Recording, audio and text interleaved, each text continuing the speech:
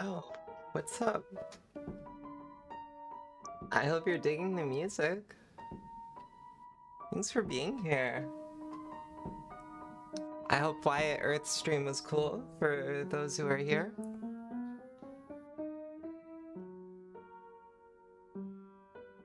This is this is a really great piece of music. And let me just toss out a shout out for Wyatt_Earth here. And that didn't work because you know, I can't do anything right in my life. What what did I write wrong? That's not the right thing though. Why didn't it work? Did I write it wrong? I wrote it right, I think. Right? One more try. Yeah, just API error. Maybe it's because you don't stream games. You don't have Object Clip stream. Okay. Makes me feel better about myself. So for those of you who are in chat and you do like the music, what we were just listening to was Joaquin Malat's, a Spanish composer, and that's his piece Serenata Española. What we're listening to right now is another famous Spanish composer named Enrique Granados, and this is the sixth movement to the Vals Poeticos, or the Poetic Waltzes. And this is also played by me, right here. It's kind of melty, right? It's like a grilled cheese of music, but I am vegan, so it'd be a vegan grilled cheese. How are you all doing today? I hope that you're doing well. It's a Monday, so I mean, we're fucking feeling the beginning of the week, I think, all of us.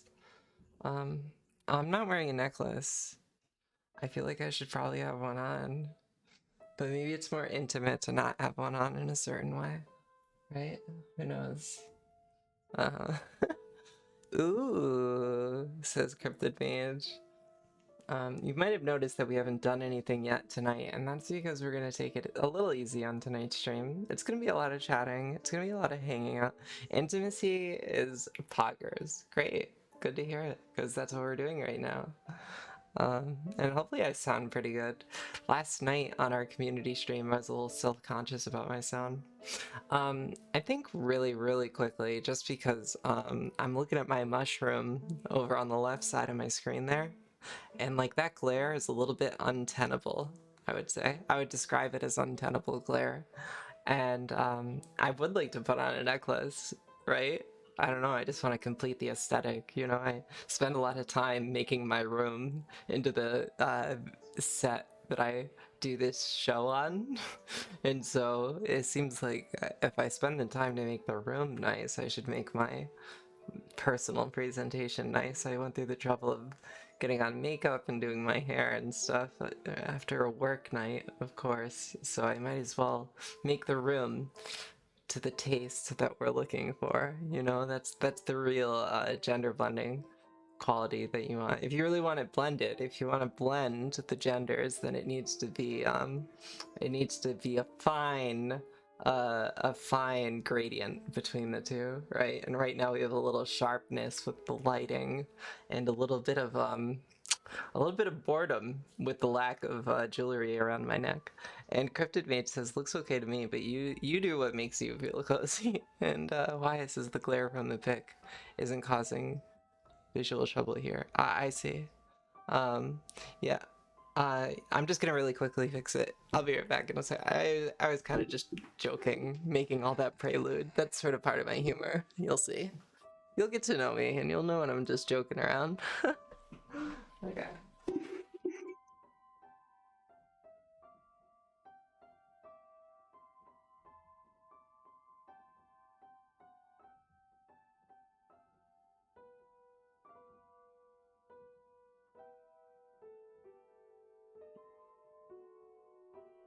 Much better.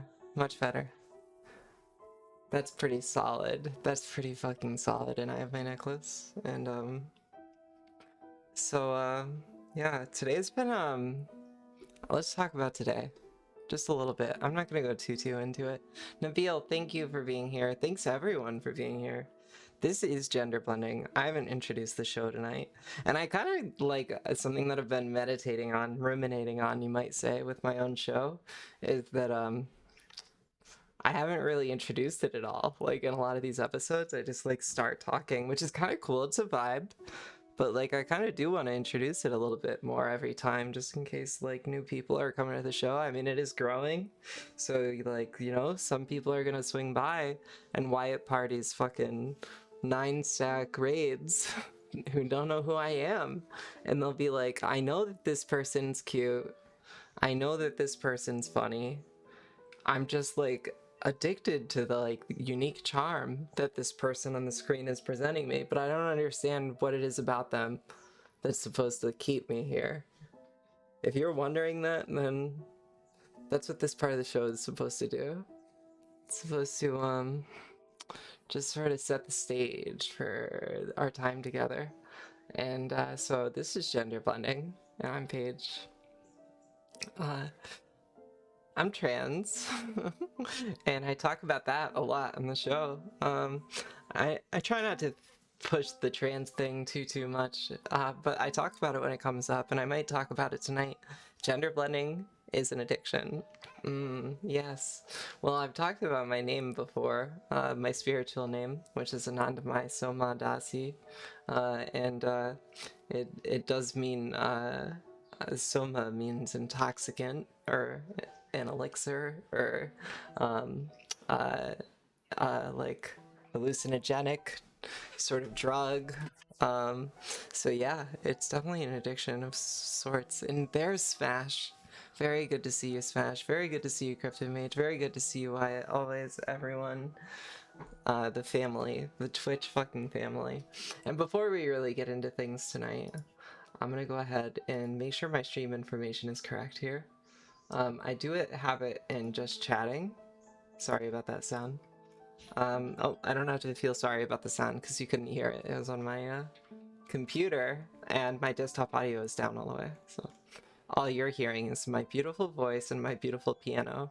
What we're listening to right now is Bach, of course, and you can download all the music. I forget if I was saying this earlier or not, but if you go to the Discord, you can download all of the music that I play there, and not all my recordings are perfect, but they're pretty good, and I'm gonna upload new and better recordings over time, so please feel free to go to that Google Drive and check that out.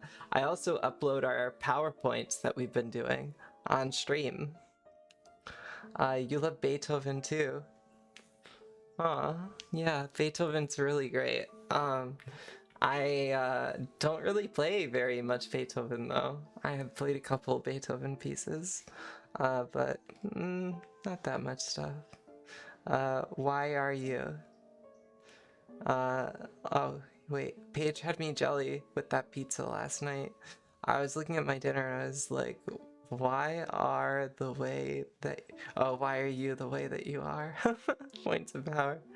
Automod held a message for reasons, bullying, because apparently dongs is not allowed.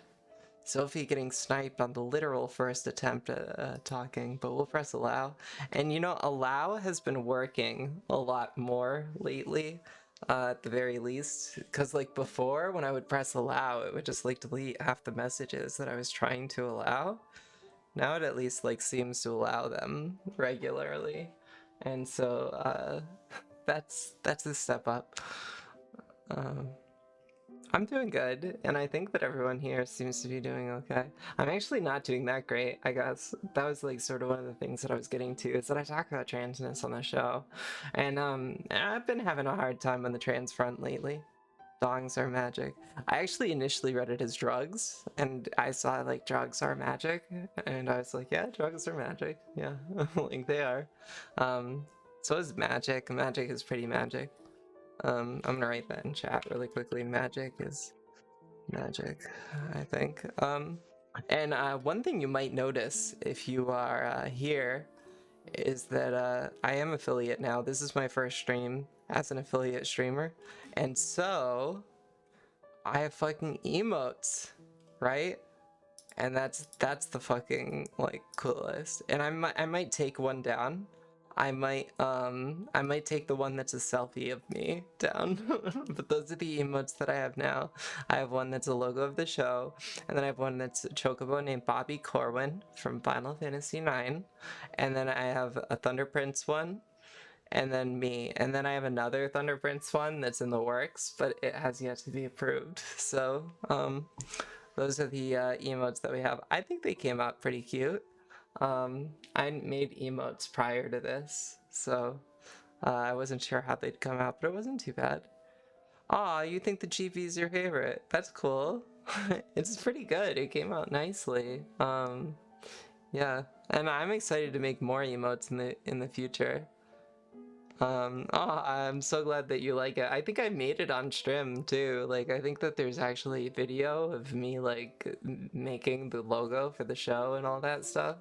But I haven't been doing that much like video editing, so I have like hours and hours and hours and hours of unedited footage already. That one stands out to you. Well, I'm so glad. You see, in that Thunder Prince one is jokes though. Yeah, the Thunder Prince one's so good. And Bobby Corwin's just cute as absolute fuck. I think Bobby Corwin is my favorite. I really love how that one came out. Okay, so that's pretty good. I think that we can call this Technovore. Technovore sign up. Does sign up have a hyphen? I think it doesn't. I think I just want words to have hyphens a lot of the time. I think that hyphens are cool, personally. I think that hyphens are like a cool piece of sort of sentence structure or punctuation or whatever you want to call it, you know? Okay, so here's what we're gonna do is we're gonna change this to anyone with the link, and then we're gonna copy the fucking link. And then yo, this thing can go all around the internet. You can share that with whoever you want. I don't care. See if I care. Fucking post that on Facebook conservative memes. Um, we'll get some fucking chuds talking about how Hillary Clinton's gonna put you know um, frog gay frog germs into our bloodstreams and turn us all into uh, bisexual nematodes or something. That'd be a cool chat on a Saturday evening. I actually have a coworker who legitimately talked to me about fluoride in drinking water the other day. And I was like, I thought we were done with this one. I thought this was, thought this was, you're not a dentist, yo. Like, because they were so upset that I used fluoride mouthwash. It's like, yo, my fucking dentist. Of course, the dentists are in on it. And that's literally what I was told. The dentists are in on it. Right? Yeah. Yo, I still have fucking teeth. I've been using fluoride mouthwash for 31 years. The same rationale that they're using is probably like, they're probably saying to themselves, like, I've used non-fluoride mouthwash for X years, so it's probably good. It's still inductive logic. Inductive reasoning, as we know, is all invalid. So doesn't do us very much good. And I think we are going to play a little Final Fantasy, but we're just chatting right now. And please, if you have questions about me, if you have questions about transness, if you have questions about philosophy or just anything, please feel free to ask. I'm here hanging out, and I love talking about like philosophy, and sometimes I don't love talking about transness, but I open myself up to it on this channel, you know? That's like kind of part of the point. Um, I'm gonna change community convo fac in our Discord channel to Technovore fac, because that's what our title is currently. So we'll do that. And then here is the sign up sheet. And then there's gonna be an exclamation point, and then we'll just post that fucking link right there. So apparently the Alex Jones was right follower isn't a troll. They just got a trolling name. Oh, that's super funny. It makes your like slight heckling of them even funnier too. That they like aren't actually like an Alex Jones stan. Um, that's pretty funny. That is pretty funny. um, I'm kind of hoping that I get a follower tonight or a subscription, but not for any reason other than to hear the sound that happens when it happens because it's so fucking funny. Philosophical question: why is Donald Trump? Well, so what Thich Nhat Hanh would say is that it's because we're all interbeing, and that because you can't have the mud without the lotus, and you can't have the lotus without the mud. And so all of us in this chat are the lotuses, but you can't have the lotuses unless we come out of the mud. And so the beautiful thoughts that we have here spring from the fact that our world is so beautiful that we're forced to produce gems of insight in order to cleanse the negativity around us. That is why. I hope that I was able to summon Thich Nhat Hanh well enough. May God grant him peace. Him, her, them. He would always say that. He would always say like him, her, them, her, them, he. He would always do that. It was kind of funny. Like, I kind of feel like he was like a little transphobic, but he was also like a little bit like kind of like woke too. Because he would always do that, and it was like almost dismissive of gender, but it was also like everybody's valid too, kind of. Good response, thank you. I thought it was okay, right? It kind of reminded me of this one time I was on this straight up show. There's this like game show that I was on. I was actually on a couple game shows, and I was also on a pretty popular podcast that's a game show format too. Uh, and the show that I was on was one of the fucking best shows that I've ever been on. And if ever given an opportunity to do it again, I would in an instant. And it's actually a national show, so you all, if this sounds interesting to you, you can check if it's ever coming to you anytime soon. But the show is called Weeding Out the Stoned. It's called Weeding Out the Stoned, and they invite like 20 comedians from around the city. They do like local comedians, and they get them ridiculously baked. They get all of them but one ridiculously baked before the show, and then through a series of elimination challenges, the audience has to determine which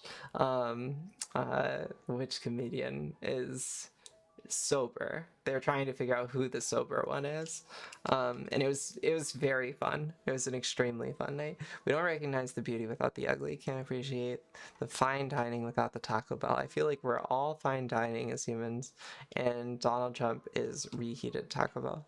I did trip one time a long time ago, and when I was tripping, I like saw myself. I like zoomed out on life, and I saw like the poorest people that I've ever supported, just like weighed down like underneath this like giant totem pole of life where like Donald Trump was sitting at the top, just like fucking like on the shoulders of all the poorest people in the world, and I was there in the middle. Like I'm like fucking just as like all the comforts in my life are all based on the fact that not everyone in the world gets the comforts that I have. And I'm very cognizant of that when I play piano. Like it actually makes me cry often because piano is like my favorite thing in the whole world, but for every single note that I play on the piano, there's like 1,000 people who go their entire fucking lives without even hearing music because their life was like 3 years long and they didn't even get food for half of it. So it's like hard to appreciate piano sometimes, but it also like makes me want to play piano that much better and to like really use the time that I have valuably because like I value every single note, like because like if they're gonna exist, then I better like fucking make use of the fact that I have it, right? Like I can't let it go to waste if it's there. I have to be extra grateful. And this piece is a really great piece of music. I'll turn it up. This is Franz Schubert, and Schubert is one of my real inspirations, because Schubert played the guitar and the piano. This part's really pretty. And again, all this music is me, and if you're interested in it, you can download it right here. I'll throw it out there that if you're interested, you can use this music on your stream. because it's my recordings, because it's my covers, and it's not owned by anyone, if you are ever seeking music for a project or your stream, feel free to use this music. It is legally yours as far as I'm aware. I'm like pretty sure you could use this in any creative endeavor you want. You can remix this music if you want, just because it's me playing it. And that's kind of like, I was so excited to start a stream because I was like, oh, you need lots of music to play a stream, but that's something that I can do, so that I could just have, oh, this part's so pretty, right? It's so good. These chords are so ill.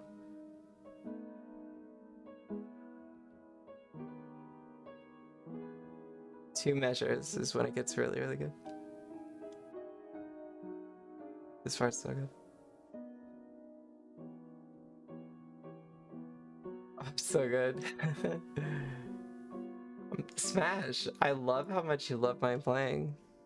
Yeah, I'm definitely gonna do music stream at some point. I mean, in theory, I could just like pull out my guitar right now, but I really don't want to, mostly because I would need to like tune it, and that would just be a really awkward thing to do on stream because like I'm imagining it now, right? First off, I'm wearing like a dress without tights, and so I'd have to be like sitting in like a really specific and weird way, and that's already something. And I'd have to like take off my headphones to like tune my guitar kind of, but I wouldn't be able to like hear anything on my computer while I do that. And not that it's like that important. It would just be a mess, you know? But like we'll definitely do music streams in the future. I would love to play piano for you so that like you could see like how I respond to the music. And like you know, I cry a lot when I play music, and like sometimes it feels like I'm orgasming, but I just keep playing anyways, you know?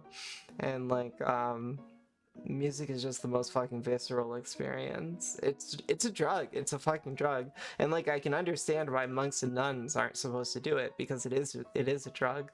Um in Dragon Ball Z, they have like these time stasis chambers, and there's a name for them. I forget what they're called. But in Dragon Ball Z, they have like these time stasis chambers that let them just like train for 100 years, but like no time passes. And if I could do that for piano, I could just play the same pieces over for 100 years easily and just never get bored of it. Certainly. Pretty certain.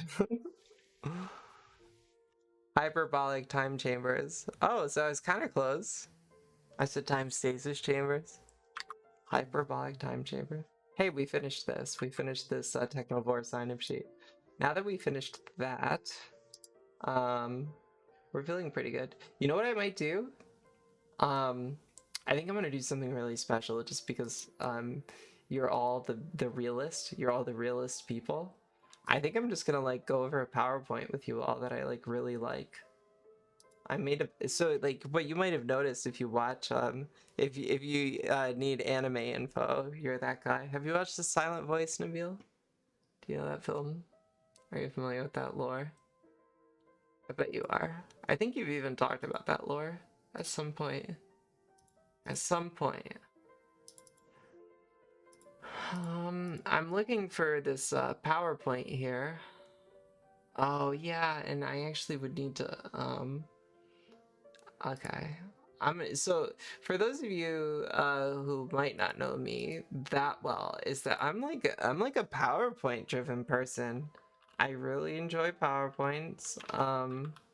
Uh always have enjoyed like presenting material as a PowerPoint, which is probably like a weird thing a little bit. But you know, uh let's do us, you know? Let's just enjoy the things that we want to enjoy. And I enjoy my PowerPoints, and I think I'm going to share with you all a PowerPoint that I made that I haven't shared on stream because I just feel like it. I just feel like this is what I want to do. And I think that like maybe there's some people who would want to see some of this. I just need to scrub some of the information from it really quickly before I dox myself. Okay, no, my screen isn't shared, so I should be good. Because I just want to keep my uh, personal information off the internet if possible. And so I'm just gonna really quickly go through and just see where I need to change some information, which I'm glad I did because there was at least one place where I needed to do that. Okay, we are going to put an apostrophe here to fix one other thing. We're almost done. We're almost ready to look at this PowerPoint. And so we're going to do a PowerPoint that's really, really special. Do you want to take a guess as to what it's on? I bet you can't guess. I bet you cannot guess. There's actually like almost a 0% chance that you'll guess because it's so random what this is on. But I'm going to share a PowerPoint with you all, and it's going to be a powerful one. It's one of my favorite PowerPoints to share with people. I've done it a lot in my life. I've talked about this, and it's kind of a good topic because it's something I could talk about for like 10 minutes, but it's also something I could talk about for days. So, like, we can just sort of start doing this, and then we'll see how people are feeling about it as we go. So let me know what you're thinking about this PowerPoint. I do still have Final Fantasy IX up, which we can go to if you'd rather watch me play Final Fantasy IX. I mean, I wasn't even going to stream past 10 p.m., but now we're just here, and like, I'm just feeling pretty positive about this stream right now. I feel like it's been pretty good so far. I'm enjoying it. Um, And typically, I feel like if I'm enjoying an experience, then it means that it's pretty okay. So did you guess? Did you guess as to what we're doing? Can you read it? I don't know if my camera is blocking any of this information on the screen, but family estrangement. Family estrangement is the name of this PowerPoint. Interesting. Um, so we're gonna also go ahead and I'm trying to figure out just the best way to set up my screen for us all here, because I just don't want any of the PowerPoint to be covered up by my own picture. You know what I'm saying? Know what I'm saying? Know what I'm saying? Family estrangement. Since I'm sure most of the people who are here are either queer or no queer people, or maybe just like are progressive and have conservative parents, or just have experienced this because it's common. I think family estrangement is one of the most common untalked about experiences. I truly, truly, truly do. And I feel very passionate about the experience of family estrangement because it was such a big part of my own experience in my formative years when I was growing up. And before I even start talking about this, I just want to say that like I welcome all of your questions. I always welcome people's questions all the time, but I'm also going to change the name of our stream. I'm going to change the stream information here. I welcome your questions all the time, but particularly if we're talking about this, like if you have questions, I would love to open up about like these things. And I can definitely share about my own personal information too. Family estrangement is as normal as drinking water to you. It happens all the fucking time to the point where you don't even think about it anymore. Yeah, but also, like, you and I are very privileged, like, very wide social circles. When I made this stream, or when I made this PowerPoint, it's like really focused on the people who I was supporting when I was doing social work, because most often the people who are like homeless, like homelessness, what a lot of people don't realize, even a lot of homeless people, I don't know like if they make this connection always. I think many of them do, but at its core, homelessness, the experience of homelessness also means that you're alone. It means that you're lonely, because if you're homeless, that means that no one like is really like, there are probably still people who like care about you, who are like thinking about you, but like if you're homeless, it means that you have no one to support you. You know, uh and when you're like mentally ill, when you're in the throes of addiction and like you're experiencing these things, it can be a lot harder to bounce back. And a lot of these people had developmental disabilities and lost their family when they were very young. And so to repair these very fractured social relationships is an extremely difficult and maybe insurmountable in some cases thing. Um, But I think I've learned a lot about the experience for both how we can help support people who are really struggling with it, um, or how to like cope with it ourselves a little bit, and also just some perspectives on it to carry forward, just to think about it. Because I think it's also good. It's not just, I talk about this like it's not being just family estrangement, but also for friends and lovers, like for people that we love, because we go through different cycles with everyone, and often these situations are very complicated. There's no right answer, and I think that this PowerPoint is one of the better things that I've ever made. So if you like my other content and you like my PowerPoints, I think you'll probably like this one. But I'm going to change the name of my stream here. We're going to call it Gender Blending. And I'm going to write talking about family, the experience of family with a capital F, estrangement, and chilling. Um, and then I'll say trans rights are human rights. And then I'll put a heart. I kind of like using like a lot of the characters, you know? You get 150 of them, and I like to use them. Okay. Family exchange is where we are at. And so, yeah, when I talk about family estrangement here, it can also be applied to things like friends and stuff, for sure. Um, for sure. Okay, so this is how the PowerPoint goes, and I'm probably going to go through it pretty quickly tonight, but we can always revisit this if you're interested. My 30-year-old son is gay and thanks you for being very rare and that you've never had any problem with it. I've always loved him for him. Gay doesn't change who he is. It is who he is. Estrangement makes no sense to me, and I greatly dislike parents who are able to stop loving their child for that reason. Yeah, yeah.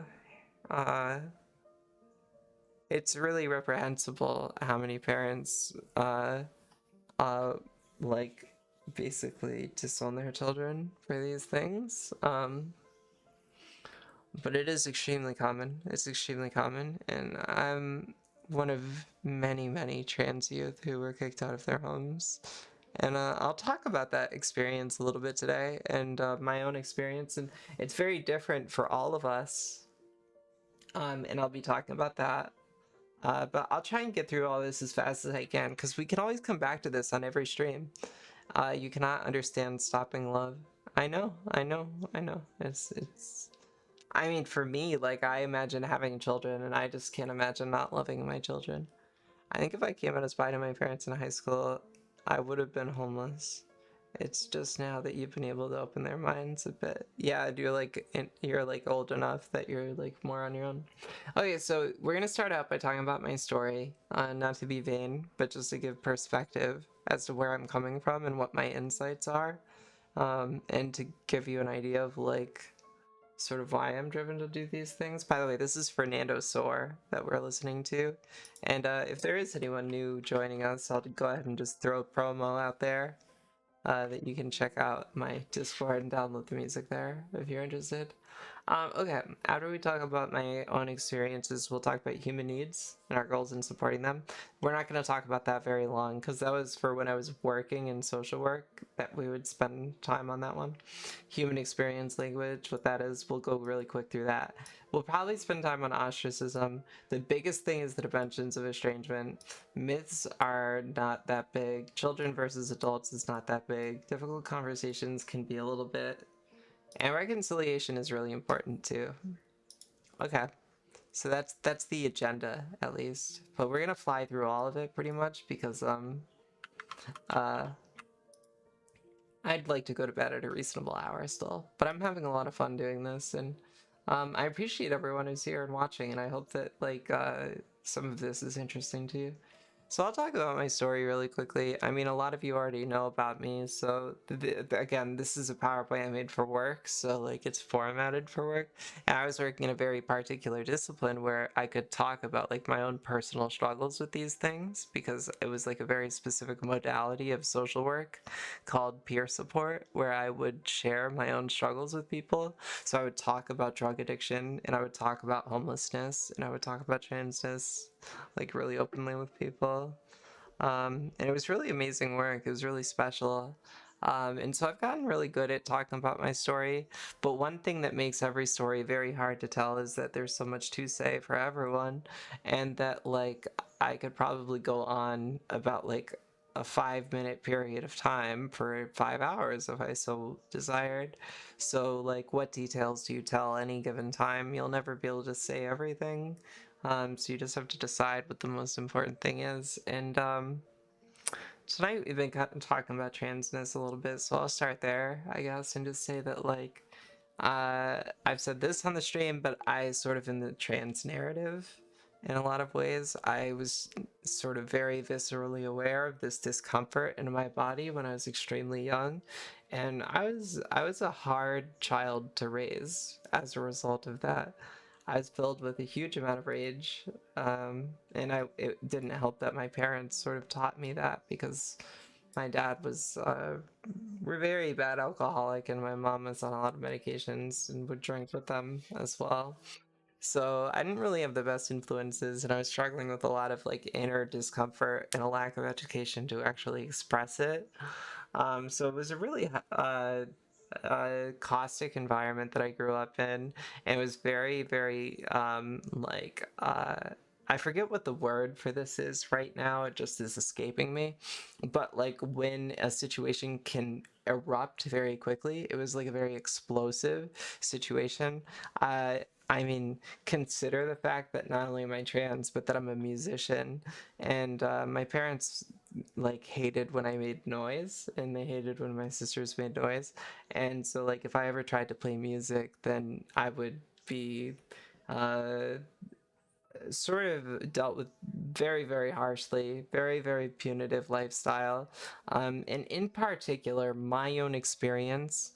And I'm not gonna say anything that's like too dark because I don't want to have to like worry about trigger warnings or like I'm not trying to throw a pity party, but like my biggest thing was extreme um separation and isolation. So like what made my adverse child experiences so extreme is that I was confined to a small space for really long periods of time on a very regular basis for a very long time. And it really fucked me up psychologically to be kept in a room. There's a movie called Room. I actually like relate to this kid because I was like in this situation where I had to rely on my imagination for like everything when I was a kid. And when I eventually learned about Stoicism, when I studied philosophy and I learned that POWs practiced Stoicism to get through, I learned that like holy shit, the things that I did when I was a child to survive my parents' sort of sanctions on me are the same things that people would do to survive POW camps. Um, and it was altogether a very unhealthy situation. I ended up being kicked out when I was a teenager. I was 17 years old, and I had a car, fortunately, and so I lived out of my car for about a year before I joined the military, and that allowed me to pay for college. And I got out of the army as fast as I could, which was 2015. I did 6 years, and I did graduate college in that time. I went to Denver, and long story short is that I ended up several years ago developing a chronic illness that is very unfortunate, and it was kind of one of the first times I was facing my mortality on a like long-term basis, and I realized that I was living with a lot of hatred in my heart for my parents for what I had gone through, which is natural, right? Like, I mean, I went through some very, very fucked up things that no one should have to. Um, And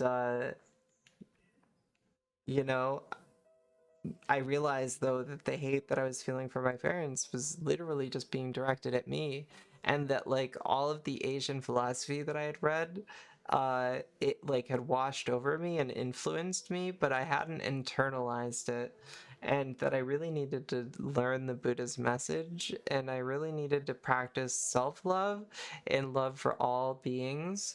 And I needed to learn that like the hate that I had for my parents was really just being carried in me. I wasn't hurting my parents, and I didn't want to hurt my parents. I just wanted to feel happy and peaceful.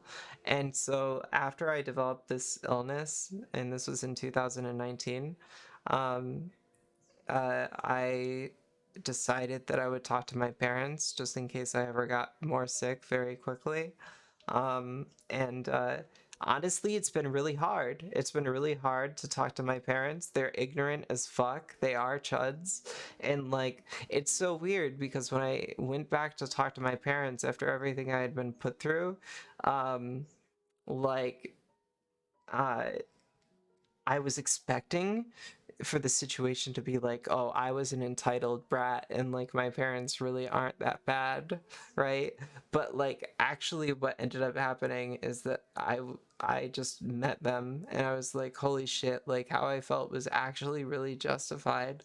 Like both of you are actually really just bad people and like what I went through was really, really unfair. And that was a really hard thing to sit with. And I can't say that I've totally forgiven them, but like having reunited and trying has made me feel a lot better. And I'm at a place now where I feel like, I don't talk to them regularly at all. And like I could even see myself never talking to them again potentially.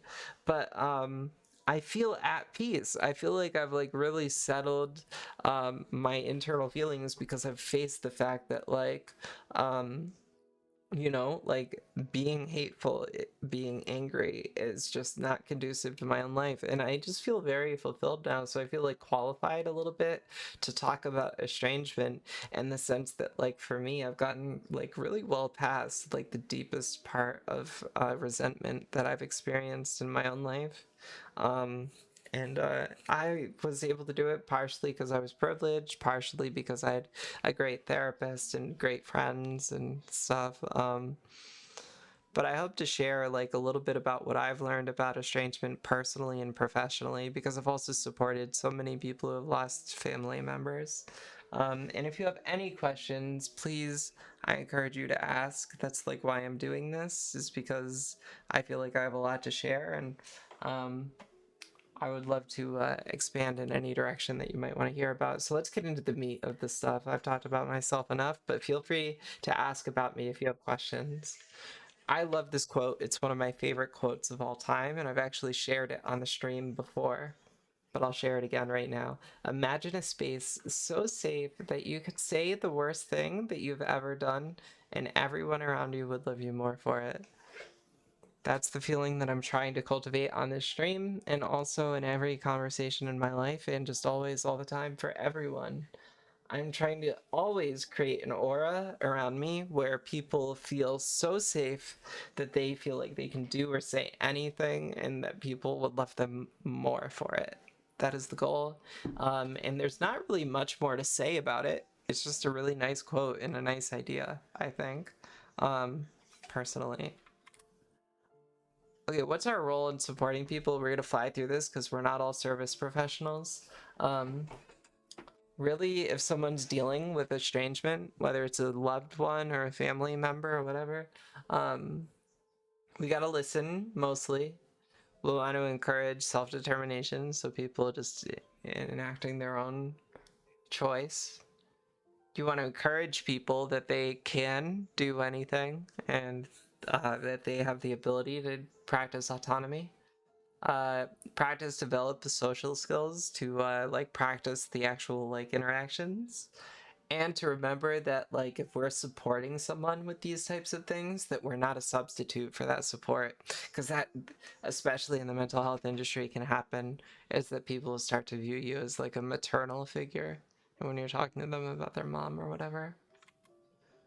And I can share this PowerPoint in the gender blending Discord if you're interested. I think that this is a really important slide. So if you're here, if you're in the chat, I think that this is one of the better slides that I've made in my life. I love PowerPoints. I love presenting information, and I think I presented some good information on this slide.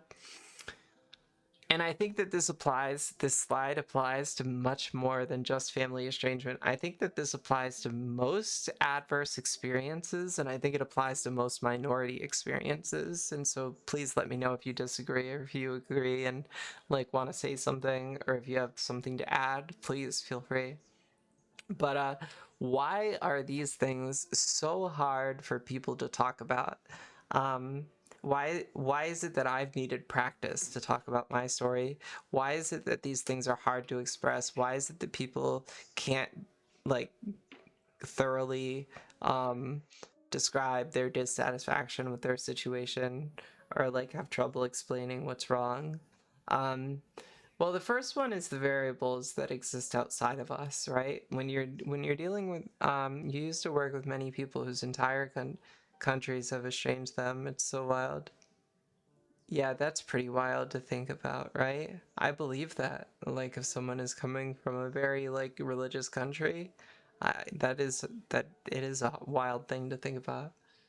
Okay, so why is it hard to talk about? Is first of all, there's variables in other people. So if you're talking to someone who's dealing with estrangement, um, then you are especially in the dark. But even if you're experiencing the estrangement yourself, you never know what another person is thinking or feeling. And so, how do you talk about like estrangement when you're not talking to someone? Because you're estranged, obviously. By definition, if you're estranged, you're not talking. So, how do you talk about what their perspective is when you couldn't possibly know, even if you were talking about it? Like that's a really hard thing. So there's already like 50% of this relationship, and if you're talking about estrangement, then you're talking about a relationship. 50% of it's gone, so you can't really know about most of it. There could be unknown things about the people too. Like literally, their own safety is not guaranteed, but they live for just being who they are. Yeah, I saw that a lot in the army actually, because so many people join the American army after leaving their country. Um, a lot of interpreters uh, were like chased out of their countries actually. Okay, this is a huge one. Why is it hard to talk about these things? Like, this applies to trans issues too, is that it's interdependently related to other issues in your life. And then this is also commonly thought of as intersectionality or just complexity, right? So, in the case of family estrangement might be because of substance abuse, or it might be because of homelessness, or it might be because you're a trans youth, right? Family estrangement might be because you just simply went to college. And we're going to talk about that. So if you go to college, then you're estranged from your family, but it's not necessarily a bad thing. And that puts you in a different intersection of estrangement than other people.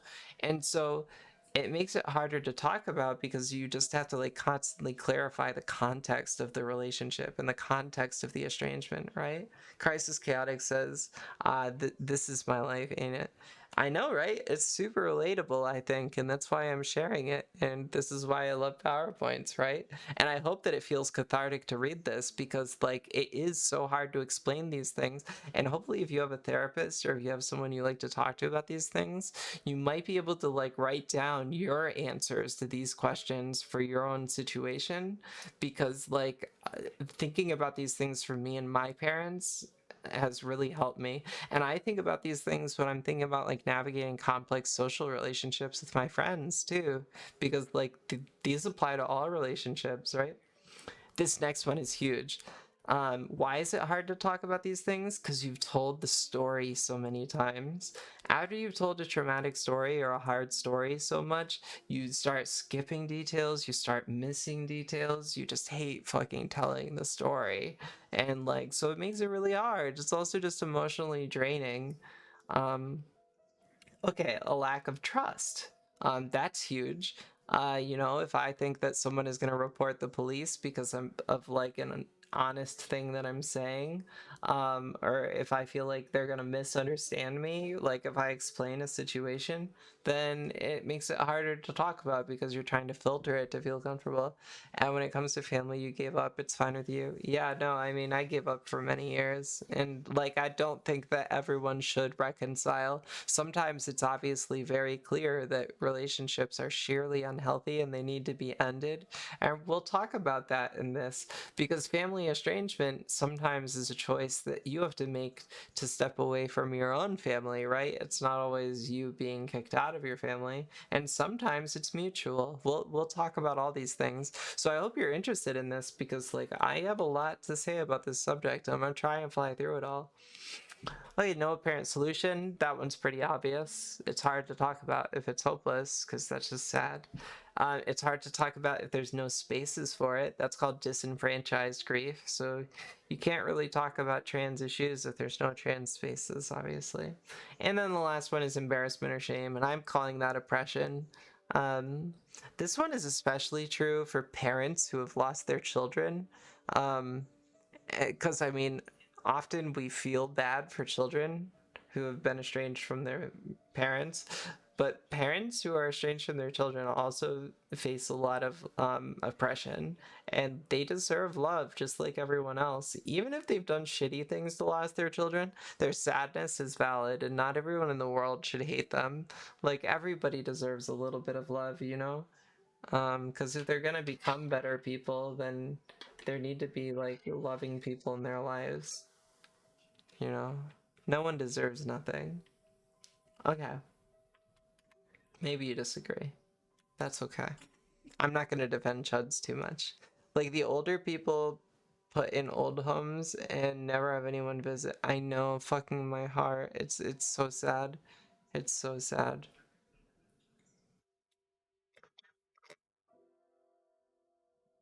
Human experience language is something that you could probably teach a class on.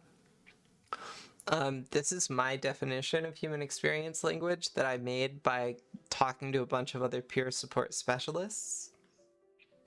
And basically, I think this is a really good but kind of long definition of what human experience language is.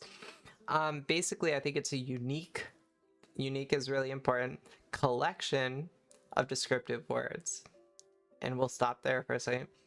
So unique means that it varies from person to person. It's a contextual and it's a collection. So it's a bunch of different ones. So so it's a bunch of words that are contextual to each person, and they're descriptive words. They describe things and they express a person's worldview in a purposefully non-diagnostic fashion. So it's not a label, it's not being given to them, but rather these people have chosen these things to describe themselves and their worldview. And this is in order to avoid the formation of assumptions or biases attached to a label that you're applying to someone. In practice, it can be thought of as the words a person uses to describe their own experiences, identity, and behavior, independent of how they're perceived by others. And so, like, examples of human experience language are like the following. Sometimes you'll hear people call uh, uh, people who are struggling with schizophrenia as being schizophrenics. And we sort of, at this point, gotta consider that a little bit of a just like slanderous, hurtful way to say that. Because this is a person who has schizophrenia.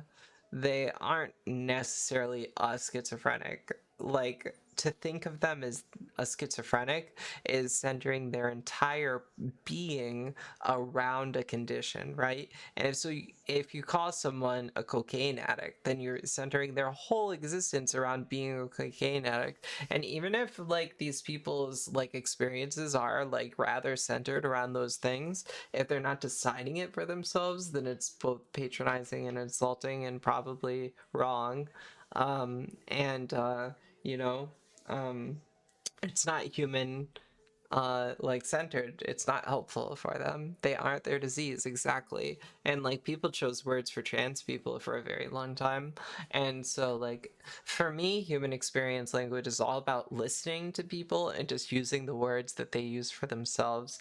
One word that really hurts me that I hear from people is the word hoarder. People use the word hoarder to describe those who have too many things in their house. At this point in my life, I use the word collector or collecting. And the reason why is because hoarding has a connotation um, that is like really negative associated with it. And The other part of it is that like hoarders, like when we like think about the word hoarder, like it's often someone poor who we're thinking of. But really, if we're thinking about hoarders, like Jeff Bezos is the biggest hoarder. What is a hoarder other than someone who owns too many things for their own house? And what is a billionaire if not the fucking biggest hoarder? You know? Usually collectors are this way for a reason. Yes, exactly. And it like but what if it's to the point where they can't move in their home? So I actually supported people. Part of why collecting makes me so sad in particular is because I supported so many people who had severe problems with it. I literally helped clean up houses where it smelled like people had died in it. I cleaned up houses where there was like no room to move and you'd be like afraid that piles of shit would just fall on you. Like seriously, like really extreme, like could have been on TV situations. So I've kind of a lot of experience helping people who have done this. And I feel like I was a pretty good helper. And the thing is when you say, but what if it's to the point where they can't even move in their home? Well, then that is obviously clearly a problem, but I just think it's not a reason to call them a hoarder. I just think that the word hoarder is a bad word. And rather than calling them a hoarder, I would call them someone whose house is too messy and they need help keeping their house together, right? Like, it might be more wordy, but it's more descriptive and it's a nicer thing to say, right? And it isn't like trapping this person into the hoarder box, you know? Like that person has the ability to clean it because the problem is with their apartment, not with them. And maybe there is something wrong with their brain that causes them to do something, but like just calling them a hoarder isn't going to help them, really. Most of the collectors I've known have also known extreme poverty in their lives, and they're constantly feeling that nothing is guaranteed, always worried about losing it and going back to poverty and resources. Yeah, that's so true, Nabil. They often are really worried about losing these things. Like saying hoarder is almost like making that person too ashamed to help themselves. Yeah, that's part of it. Yeah. And there's just like there's a lot of negative connotations. Like when you think of a hoarder, you normally think of someone who's very greedy. But like a lot of these people like really aren't greedy.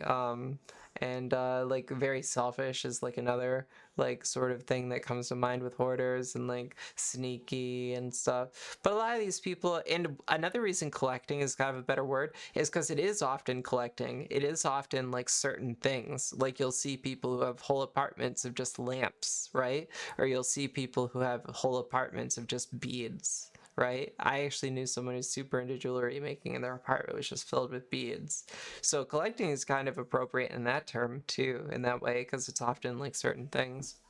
But anyways, human experience language is applicable for much more than just collecting. It's applicable for everything because it's applicable for trans things, because like trans people have had the word transsexual used for them or transvestite, right?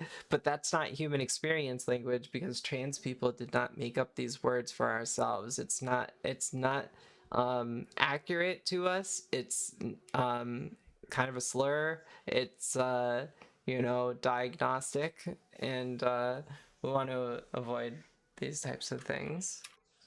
Okay, I think that this is pretty crucial, and I'm going to go through it really fast. I don't normally like psychology things, but this is a pretty good psychology thing, I think. And this is about ostracism. And I did a lot of research on these things. You can actually see that I did put references down here. And if you're interested in these slides, I'll put them on the Discord, which you can kind of a slur, not 100% a slur. Well, the part that just like isn't 100% is just for the very few trans people that reclaim it. I do leave space for people to reclaim hurtful words, but I think that they should be careful as fuck about how they use it, because the people who reclaim words often know that they're like very hurtful for most people and they don't throw them around willy-nilly. But I do think that there's people who still use those words, mostly older people. And I'm gonna go ahead. In Kotaro Lives Alone, his kindergarten teacher asks him why he always eats everyone's leftovers, and he says it's because he's not guaranteed a next meal before child services took him. His mom used to make him eat tissue. Oh my god, yeah. I gotta watch Kotaro Lives Alone. You keep telling me about it, and it sounds lit as fuck. It sounds like it's like right up my alley, to be honest. Um, but I haven't seen it yet. Okay, so anyways, ostracism. These are from real studies. These are from real, actual studies about ostracism, and I have some of the references down there. I have other references saved on my computer and stuff, and I can share those. But people physically experience actual pain along with experiences of ostracism, and in addition to psychological distress as measured by lowered levels of belonging, self-esteem, control, and a meaningful existence. So basically, like, people are feeling like actual pain and stress, but then there's like the emotional and psychological stress that we know is there. And ostracism has three different stages. There's a reflexive response, a reflective response, and internalization. And so the reflexive response is the immediate moment of being ostracized. If someone tells a joke and then nobody laughs, they might have a reflexive response, which is to close up. But then you can have a reflective response, and the reflective response is 5 minutes or an hour or even the next day. You think about that moment, and even in the moment when you had your reflexive response, your reflective response might take in more information and it might mold your feeling towards it, right? And so your reflexive response might be, oh no, no one is laughing, and you close down. But then the next day, you might think about it and you might be like, wait a second, no one was laughing, but it's actually because they were listening to me. It's not because they didn't think it was funny, it's because they thought there was more to the joke, right? Um, yeah, apparently flavored tissue is edible if you're going through extreme hunger. And gosh, yeah, I need to watch it too. Crisis, for sure. So yeah, you have this reflexive response, and then you reflect on it later. And sometimes you'll adjust it. Sometimes it'll seem worse. Sometimes it'll seem better. But it's two different responses. And then the key one is internalization. Uh, so you have the immediate response and then you reflect on it later. Internalization is when you've finally like decided how you feel about how a social interaction went, and you stop thinking about it because you just let it be buried in your consciousness however you decided to perceive it. So maybe you decided that this is an embarrassing memory and it's just better off not being remembered, and so you just store it down in the bottom of your memories, and it's like it's probably still there, but like you just don't think about it anymore because you have now internalized it. um but hopefully what you did is you remembered that like everybody has a bad night and you just stored it down there as just one more moment, and it's not sitting in your body as stress. That's hopefully how you internalized it. But you can see that you have the initial response and then you might think about it, and then after you've like compartmentalized all the data and you've come to a conclusion about the experience of ostracism that you had, then you internalize it and you come away from the experience as someone who thinks either, wow, I really fit in, or wow, people think very little of me. And obviously the more ostracism you feel like you experience in your life, the more that you'll probably be stressed about social situations and ostracism in the future. It seems I don't internalize things then. LOL. Yeah, I mean, sometimes internalizing things can be like pretty hard, honestly. It can be really, really hard to internalize things. And other times, like you internalize things that you really don't want to, and you internalize them deeply, right? Like it's so easy to internalize like toxic societal standards that we're taught, you know? Okay, and then the very last thing about this slide is that it's the perception of ostracism that counts. It's not whether or not it happened. And that's something that seems kind of obvious when you think about it. Like, it doesn't matter if you were like making fun of someone. If they feel made fun of, then that is how they're gonna perceive it. And so, it doesn't matter whether or not you were actually ostracizing someone. It just matters how they felt. Whoa. So this next slide is supposed to be animated and also all the colors are fucked up, but the next slide is the most important slide on the whole thing, and it's going to be kind of not perfect because of how it looks. But here it is. This is how in my this is all original me. This is me. This is all my original thought on this subject, and I'm very proud of it. So please, like, if you're gonna internalize anything, Crisis, internalize this slide, because I think that this is the most core part of thinking about uh estrangement, and not just family estrangement, but all estrangement in any relationship. And I call this PowerPoint the dimensions of estrangement. And that's because if you think about estrangement on an XY graph, if you like charted it mathematically, there's kind of two dimensions that estrangement is working on. And the first one is how does it look? It's either voluntary or involuntary estrangement. All right, that's the first level. Either you separated from this person because of a situation that was out of your control and it was involuntary, or you decided that this was the best decision for you, and despite everything, it was a voluntary estrangement. So it's either involuntary or voluntary. Every time you're ever estranged from anyone, it's either voluntary or involuntary. And then, and this is where it gets really confusing, is that it's also mutual or non-mutual, regardless of whether it's involuntary or voluntary. Because it could be involuntary and non-mutual, or it could be involuntary and mutual.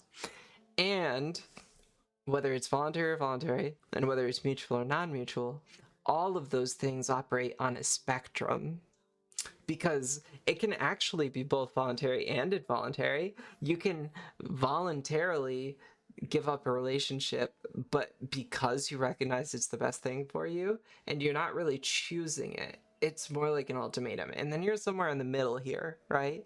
The yikes. I can think of specific relationships for all of these. Yes, and that's what I was actually going to do really, really quickly, right?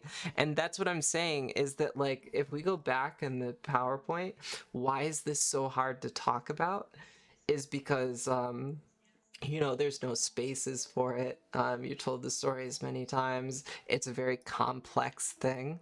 And like, hopefully by taking something like this, you break it down in a way that's easier to understand, and you might be able to like think about it. And by breaking it down this way, you get like concrete ways to like actually map out the relationship in a certain way, where at least like if it doesn't give you answers, it gives you just a little bit of a context for it. Because yeah, you can think of specific relationships for all these, and so can I.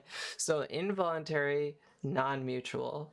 That one would be like sort of the classic situation where uh, the estrangement itself is involuntary. You did not want to stop being with the other person, um, but it's actually not mutual. So you didn't want this relationship to end, but the other person did. So that's you getting broken up with. That is the classic, right?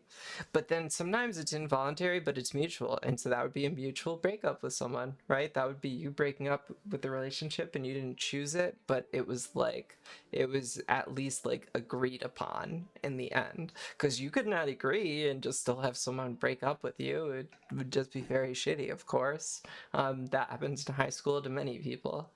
Um, but then it might be a voluntary relationship that ends, or it might be a voluntary estrangement that is non-mutual. So in that case, you would be leaving the relationship, but the other person does not want you to. And then voluntary and mutual, where both of you are estranged and both of you are comfortable with it and you've both decided on it. And one situation where it is voluntary and mutual that I gave earlier is if you're going to college, you are estranging yourself from your parents and you are voluntarily leaving and you're adding distance between the person that you love and yourself. And your parents are excited for you to go to college. But the thing is that if you look at the bottom, there is grief in all of these. There's grief in all these relationships, and that's something that's been studied. And voluntary and mutual, like it seems like if you're going to college that it would be a positive thing, but there's actually grief there for both the child and the parent because it's still an estrangement. Even if it's a voluntary and mutual estrangement, there is still often grief for everyone involved. And what's so interesting is there's grief for everyone involved, even if it's non-mutual and one party wants it, there's still grief there. And both parts of the relationship are feeling it. And so I think that this is a really powerful slide, and it's really the centerpiece of all of this. Um, the longing for the other person, haunted by memories. Yeah. And so that's that. Pretty important. Now I just kind of mapped out some of these relationships a little bit, just really quickly. Because you can also look at these things, and I know this looks mildly complicated, but I swear it's not, right? Um, okay, so these two lines on the bar graph is the emotional and the physical distance. And the reason why I graphed these relationships this way is to show that uh, the estrangement that you have with someone, it doesn't have to be physical distance. You can be estranged from someone who you're living in the same house with, right? Like you could be estranged from your grandma who lives in like the apartment above you. You're right in this now. Our relationship is ending and it seems uh M and not mutual. I'm sorry that you're dealing with that. That sucks a lot. I mean, again, all estrangement is just so hard. And Nabil says, with my college relationship, went out mutually. Now that I look back on it, it was unnecessarily painful. So many breakups are unnecessarily painful. So I did give just a couple of examples of where emotional and physical distance is weird. And for the first one, I chose the example of a student. I did these like really randomly, and you could come up with an infinite number of them, of course, because there's infinite relationships. Actually, so did my marriage, lol. Oh, I didn't know you were married, Nabil. I actually also was married, for those of you who were there. This helps to understand. New World, I'm so glad it helps to understand. There's so much content in this PowerPoint, and I could talk about this stuff forever. We've been talking about it for probably close to an hour now. Yeah, it's been almost an hour, but I've talked about this for like upwards of 4 or 6 hours before. I'm kind of flying through because I'll sometimes dive into like studies and stuff too, and I'll sometimes have handouts and stuff because I've done a lot of this. Uh, Anyways, so this example is a student and the parents, and so if we look at the chart here, there's a closeness sort of meter on the upper axis, and then it's over time. And if we look at September at the beginning of the semester, this is between the student and the parents, right? And so at the beginning of the semester, if we say 10 out of 10 is their closeness, they are physically very close at the beginning of the semester because they live together, but then it drops off in October because they moved to college and they're not close together anymore. However, they're still slightly close emotionally because they're still talking on the phone. But come November, come finals, the student stops calling the parent entirely, and the emotional connection between them drops entirely around finals. But then, say at Thanksgiving, the child goes home for Thanksgiving and they have a conversation with their parents about the fact that they haven't been calling as much, and the child's understanding and is like, okay, I'll try and give you a call, and like their emotional distance and physical distance are much closer now. But then they go back to college and it's still slightly worse than when they're in person, but it's more reasonable now, even though they're not physically together. And so that's what this shows. You lasted a year. It was just a really toxic thing that you had to break up, but the feeling wasn't mutual. It was a complete pain to separate. Yeah. Yeah, it was pretty rough for me too, Nabil. Same. It was about a year and it was not mutual. Um, and we still are not separated. Well, legally, but we haven't seen each other in a long time. Okay. This whole like emotional and physical distance thing can be the root cause of a lot of ambiguity. And also it's the perception of rejection or exclusion that makes everything else irrelevant. Okay, here's an example of a soldier who goes away on a deployment. They're married with their partner and they leave on a deployment. They are very physically far away, and emotionally, their relationship takes a dive because of the distance.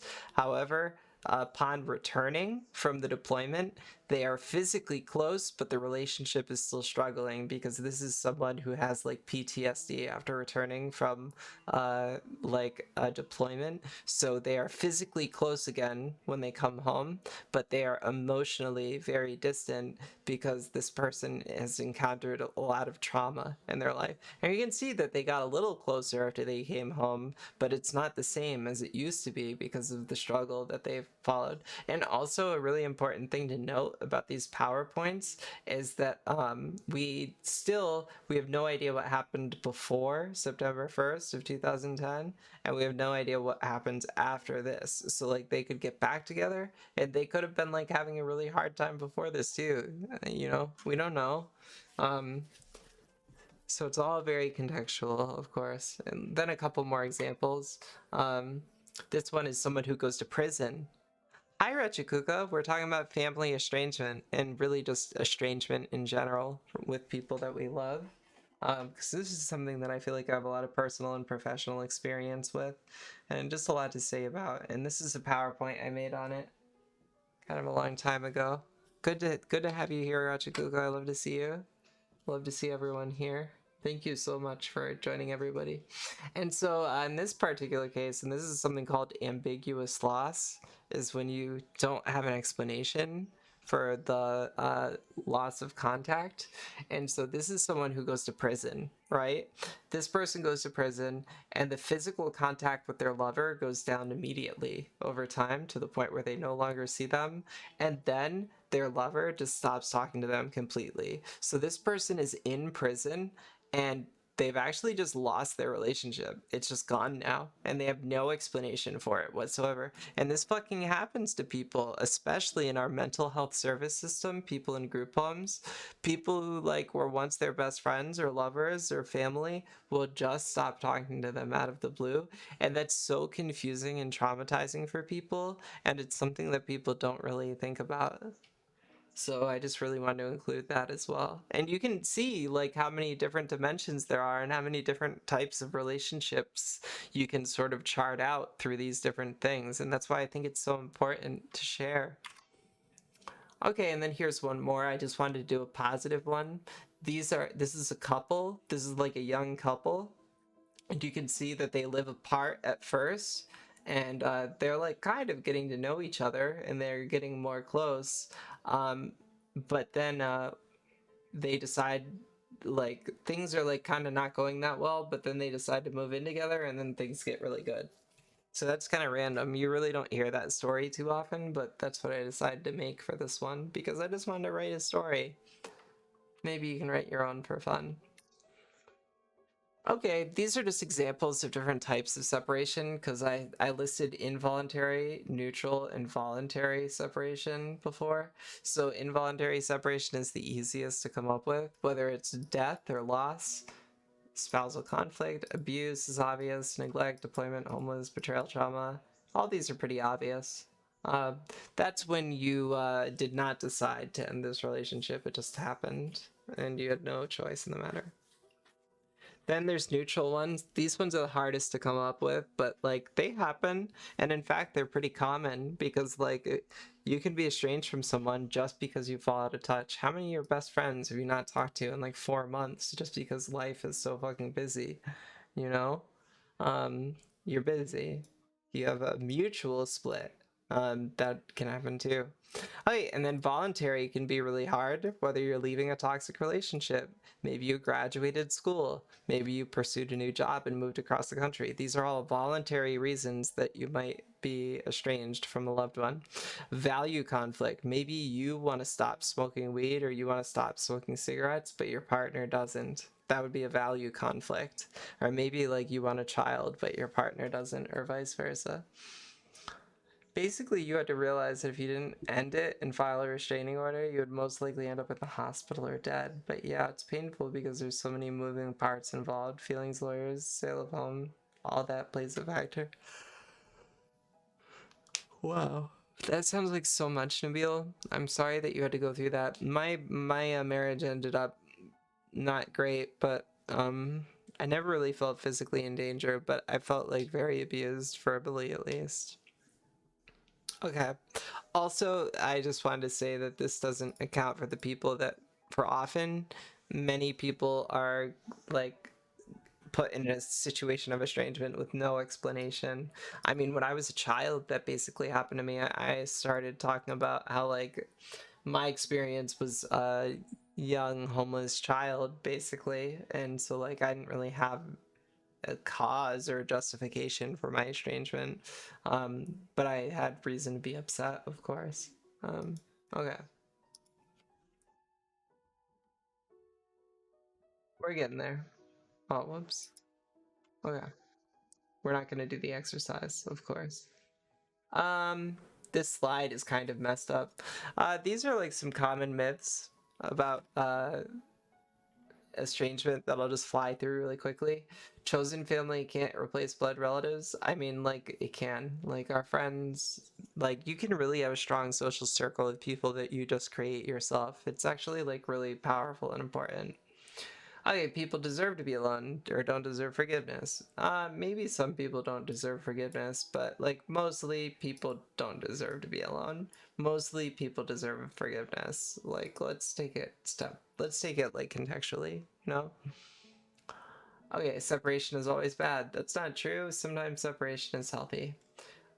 Temporary separation cannot affect us as significantly as a permanent loss. Sometimes people will say, oh, but they're moving back in 2 months. Well, that is not a helpful thing to say to someone who's experiencing estrangement.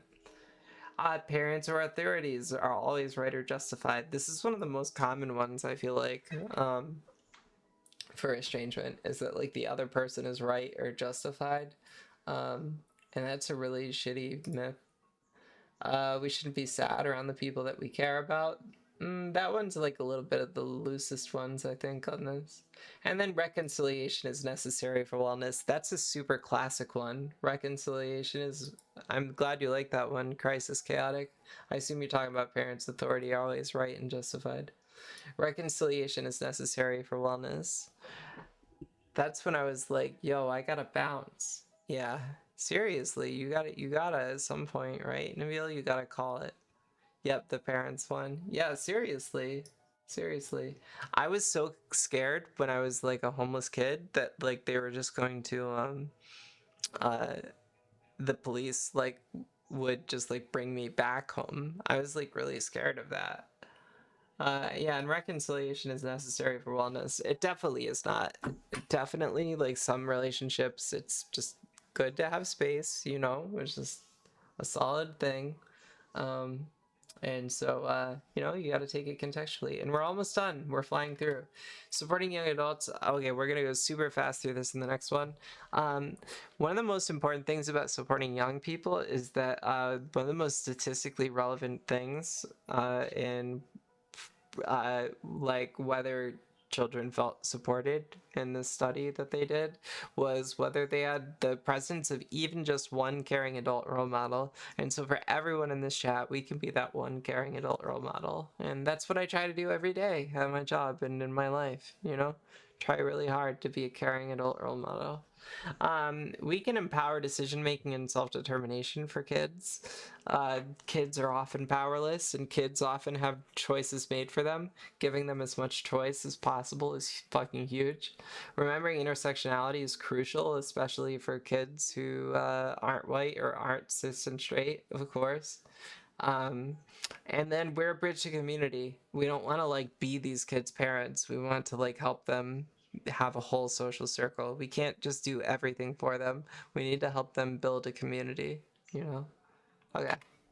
Adults and older adults. Okay, so everybody gets older and loss begins to occur more regularly with age. So death is going to happen for everybody. Everybody's going to lose their parents. Children will leave parents to live their lives, and parents will find themselves estranged from their children because they've just gone and moved across the country, you know? Oh, hi, Attack Rat. Thank you so very much for dropping by. Oh my God, I'm so glad that you're here. Like, I really appreciate stream bans, and I really appreciate your stream so much, and so it just means a lot that you drop by. I really appreciate it. And you know, tonight we're just hanging out, and I used to do social work. Now I teach in special education.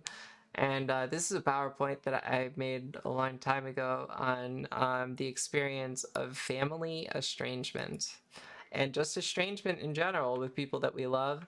And, we're like getting towards the end of it, but I have a lot to say about estrangement, and I think it's been going pretty well. I think everybody's been pretty into it so far, and I've had a lot of fun talking about it. We're pretty much at the end of it at this point.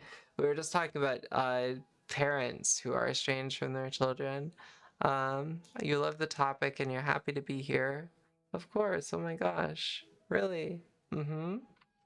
Yeah. And Oh, also, just in case there's like other new people here, I'll say that I do have my own Discord here, and if you're interested in the music, you can download all the music on the channel at said Discord. And you can also get like all the PowerPoints that I put up on the stream. You can see like all the YouTube videos that like I lecture about or talk about, and like just all the references from the stream, and you can connect with everybody there. And we've also been doing weekly conversations on emerging technology, and those are super, super fucking cool. And I actually do have the sign-up sheet that I can share as well. If you are interested in joining the Technovore sign-up sheet, you can choose the day that you'd like to jump on the call with us, and you can sign up with whatever your burning passion in emerging technologies is. Oh, and everyone, please follow Attack Rat. Let me throw that out there. Let me throw out a shout out for Attack Rat. Is it RACC? Yeah. I think that's right. I think I spelled it right, even if it says that it's wrong. Um, and I'm also just gonna toss out another Nabil 225 as well. Okay, you see, Nabil's should definitely have worked. Is it cap sensitive? Is that what it is? I don't know. I think that I think that I'm doing it right. Let me try attack rat one more time. I always say attack rat, but it's rack. It's rack. Um, New 66 World says same thing here. It's some wild shit, hateful religious shit. It's so crazy. Yeah, there's so much hateful religious shit, and that's why I try and be like not weird and shitty about religion if it ever comes up. Okay, yeah, parents who do lose their children, they face an enormous amount of oppression and misunderstanding. And it's hard for me to say that as someone who kind of lost my parents because they were chuds and just like shitheads. So it's hard for me to like sympathize with parents whose children do leave them because they're shitty.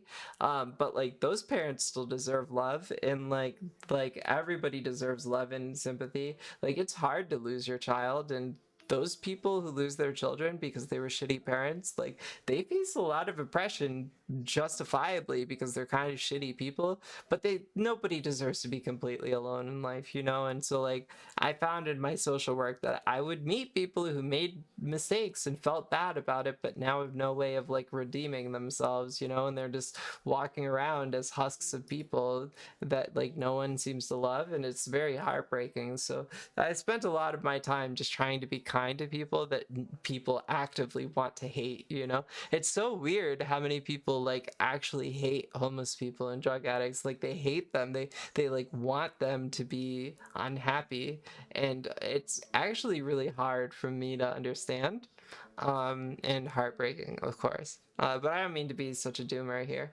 Um, and a lot of the people who are older and have like mental health issues and stuff, who I was supporting in mental health, uh, a lot of those people have been struggling with a lot of loss since the beginning of their life. So maybe they also haven't like learned a lot of like social skills and stuff. Okay, difficult conversations around estrangement. Death is a hard one. I wrote loss, I meant death. That's a huge one. That's hard to talk about because there's no real answer.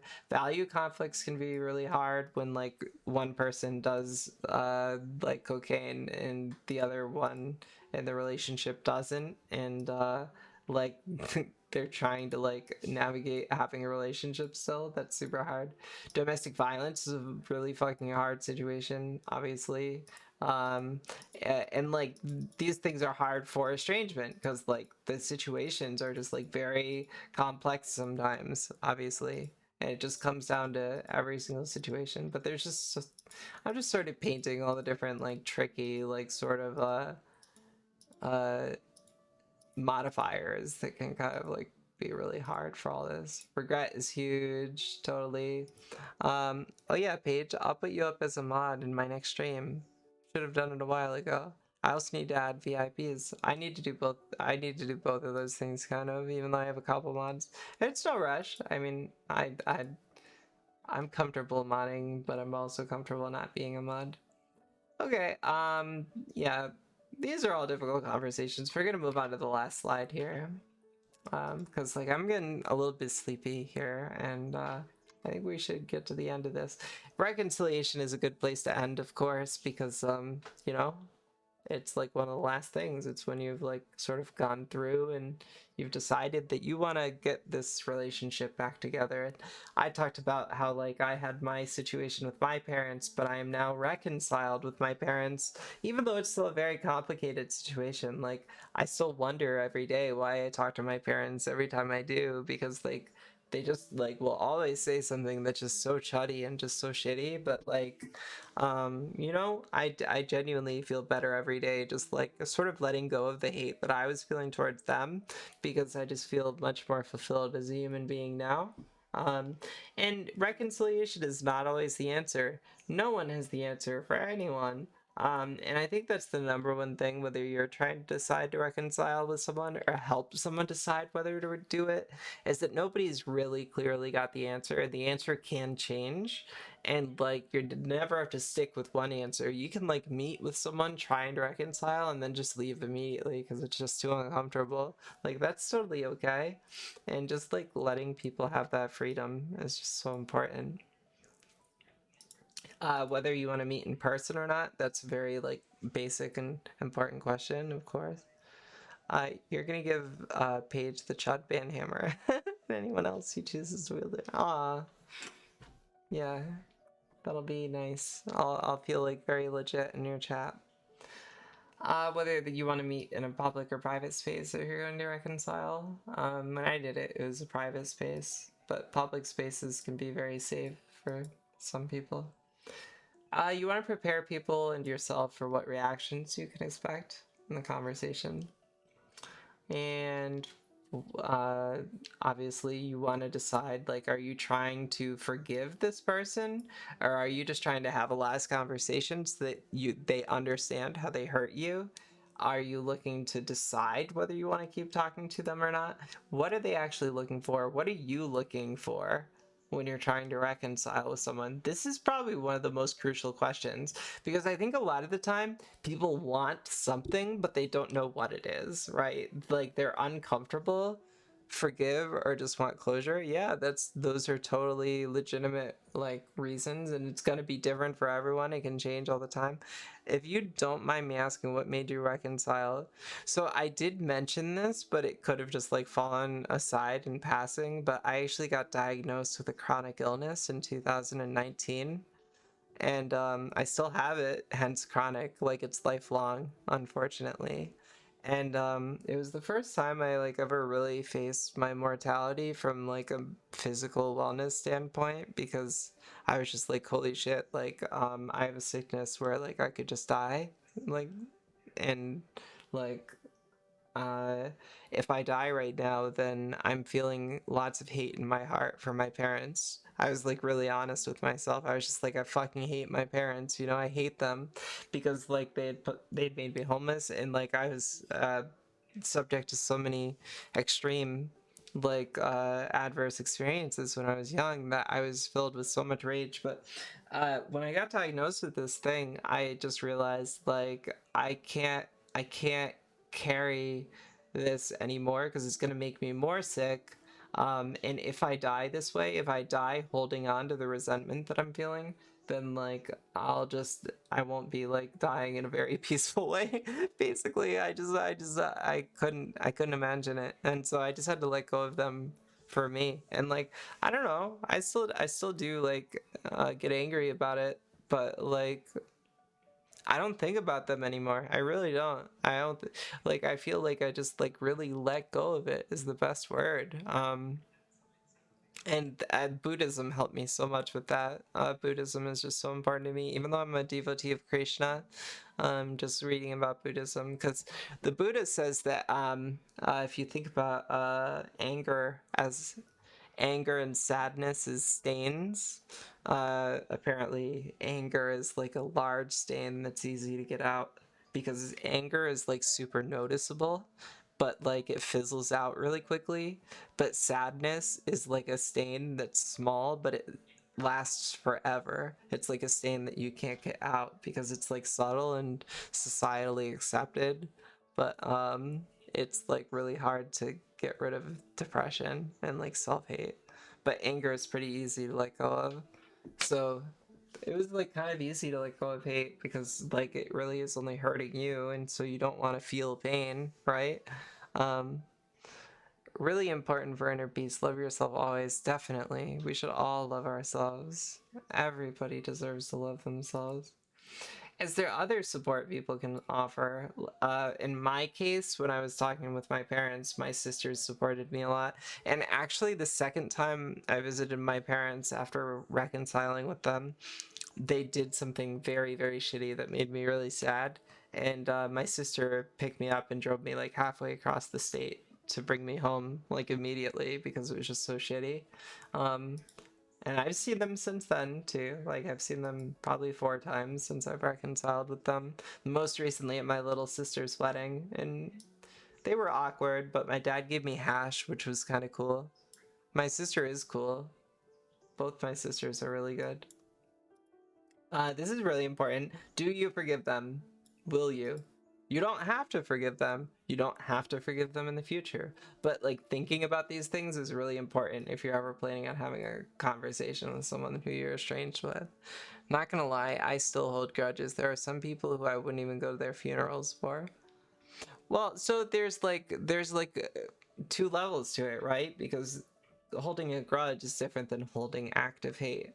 Because what I'm referring to is like I would think about these people, and like when I was thinking about my parents, my blood would boil and my body would tense up, right? Like like I was feeling all this anger. Holding a grudge, like I feel like you can hold a grudge against someone and be like, oh, that person's like a shithead, but like not like let it affect you, you know? Like you're not gonna go to their funeral, but like you're not letting it like totally fuck up your day or like take over your mental space, right? Um, you're not angry, but you've learned better not to associate. Yeah, and that's kind of what I'm talking about. Because what I'm talking about with the unhealthy stuff that you gotta let go of is when like you just can't stop focusing on it. You just keep thinking about how angry you are. And honestly, I still feel that anger to the army. I just think about the army and I just get so angry sometimes because of like my own experiences with the military, especially as a trans woman. Um, really, really hard. Um, but you let go of it in time. Hopefully. Hopefully. Okay, think about the context and what you would ask yourself. And that's obviously if you're supporting someone. Um, But it is helpful, even if you're just like supporting yourself, to think about the context and what you would ask yourself. What would you ask yourself if you were estranged from yourself and you needed to figure it out? You stopped hating your family, but you'll never love them. And that's where I'm at, New 66 World, is that I don't really hate my family, but I'm not close to them. I love my friends, and my friends are my chosen family. And that's one of the myths that we were sort of talking about earlier, is that there's a myth that your chosen family can't be quite as good as your uh, blood relatives, but like, yo, your chosen family is your family.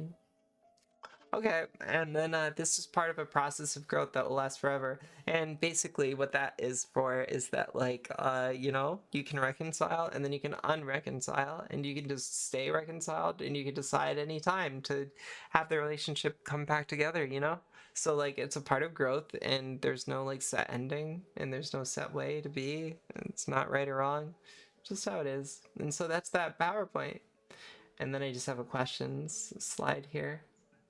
And honestly, like talking about this stuff in this PowerPoint, this is too real. That's why I didn't go to my niece's wedding this past weekend. Yeah. Let's switch to this webcam. Here we go. What's up, everyone? Thank you, thank you, thank you. And I wish that I had more energy. Well, I do have more energy. Like streaming gives me fucking energy, and I want to just like keep streaming because like I'm on a roll right now, and I feel like my chat is just going off. Like I'm loving all you guys just hanging out here and all of your contributions. And I feel like you all really appreciated the PowerPoint, so I'm glad that I showed it. Glad I had the opportunity to show it. And I don't know if I'm gonna stream tomorrow or not. I really don't. I wish I could say whether I was going to or not. Sleep is fucking needed. I'm dying. I'm fucking dying. Capitalism is killing me. Capitalism is killing us all, as Rathbone says. But capitalism is fucking killing me. I'm definitely not getting enough sleep. I'm getting like maximum. This was a great discussion. Thank you. I think it was great too. I really appreciate it. Mr. Crinkle jumping in with the gender blending emotes, yo. Yo, our emotes are pretty fucking lit. I'll just throw them out there one more time. And I'm just so glad to have emotes. One of my emotes is pending right now. I really love the Chocobo one a lot. It was really cute. Oh, and if you like this song, this is Clara Schumann's final movement variations on a theme by Robert Schumann, which is a really, really beautiful piece of music. And again, all of the music that you've heard on the stream tonight is available right here on the Discord. You can find it there, and you can also join our weekly conversations around emerging technologies in our Technovore uh, sort of channel there, Technovore uh, community conversation. And so I'm going to go to the creator dashboard, and I'm going to raid a channel because I am getting pretty tired, and it's been a fucking killer stream. I really, really appreciate all of you being here. I'm still debating who I'm going to raid here. But I'm kind of thinking of doing Seventh Irreverend because they're just like really based as fuck. Arun is streaming right now. Yeah, Arun is streaming. Um, but I just really like Seventh Reverend too. But let me see who else is streaming too. I'm just gonna take a look at this list really quickly. And I also missed this comment. Thank you, Paige. I learned some things during your PowerPoint. It was well done.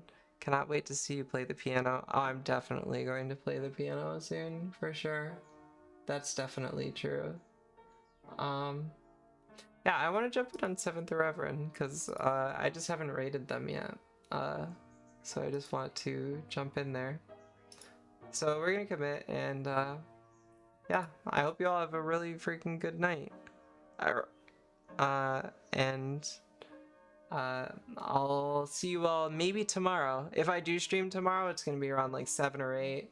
Oh wait, and I want to open up this stream before I actually jump into it really quickly. And I'll turn off the playlist and up the this. I'll turn off the playlist and up the desktop audio so that we can actually hear what we're jumping into. Okay, now we're gonna raid. Thank you so much, everybody. I hope you have a really fucking good night. I hope to see you tomorrow around 7 or 8.